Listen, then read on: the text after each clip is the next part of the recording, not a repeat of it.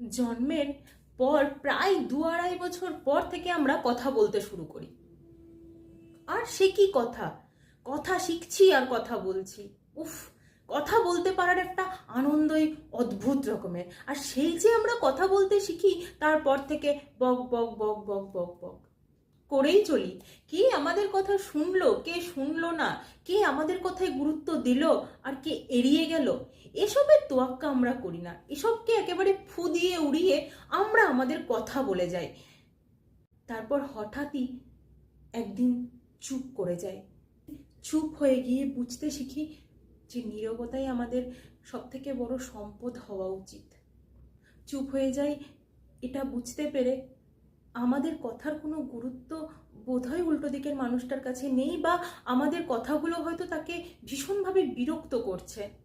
তখন তো খোঁজ করি সেই মানুষটার, যে মানুষটা হবে আমার সব থেকে কাছের, সব থেকে আপনার।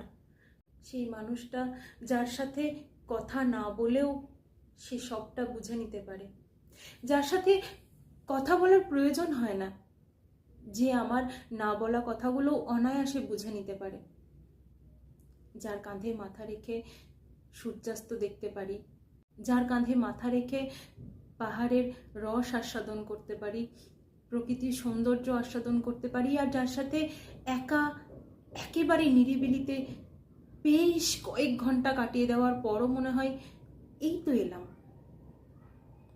আপনাদের সাথেও কি হচ্ছে এমন? পেয়েছেন কাউকে আপনার নীরবতার সঙ্গী হিসেবে? যদি পেয়ে থাকেন, আগলে রাখুন। সবচেয়ে বড় সম্পদ আপনি পেয়ে গেছেন।